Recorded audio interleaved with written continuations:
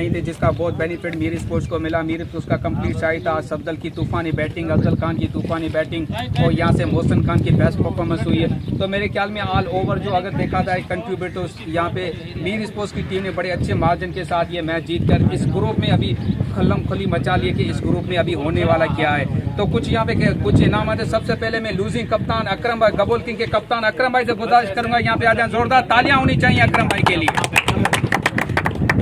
अकरम भाई, बड़ा मुश्किल होता है कि आपके प्लेयर नहीं है, फिर आप उसको मैनेज करें, लाइन और लाइन पे बॉलर रखें। आज देखा गया तो किसी भी बॉलर ने लाइन और लाइन के ऊपर बॉलिंग नहीं की, जिसकी वजह से 235 रन बन चुके।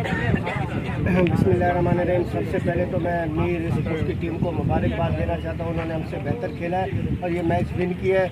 और रही बात एक क्रिकेट का, जब भी बॉलर आते हैं, जब आप कहीं पे भी जब बैट्समैन को चांस दोगे, जिस तरह अफजल खान को 11 रन में कैच ड्रॉप कर दिया था, उसके बाद अफजल खान ने बेहतरीन रन डाले थे, 70+ रन किए थे। तो मैं ये समझता हूँ कि जहाँ पे कैच ड्रॉप करोगे तो वहाँ पे यकीनी तौर पर आपको उसका जो है ना खमियाजा भुगतना होगा, और वही आज हमारे साथ हुआ। बाकी रही बैटिंग लाइन की, तो हमारी टीम में जो बैटिंग लाइन थी 235 रन से जब हमें लग चुके थे, तो तकरीबन 75% तो वहीं पर हमारी टीम ने वो मैच लूज कर लिया था। लेकिन फिर भी 25% था। जिस तरह हमजा ने बैटिंग का आगाज़ किया, हमजा के साथ नॉन स्ट्राइक पर जो बैट्समैन जिस तरह बैटिंग कर रहे थे, अगर कोई हमजा का साथ दे देता तो मैं समझता हूँ कि यहाँ पर एक अच्छा टारगेट, अच्छा मैच देखने को मिलता। लेकिन खैर, हार्ड लक का कोई मसला नहीं, अभी एक और मैच आना बाकी है। इंशाल्लाह अगले मैच में कमबैक करेंगे।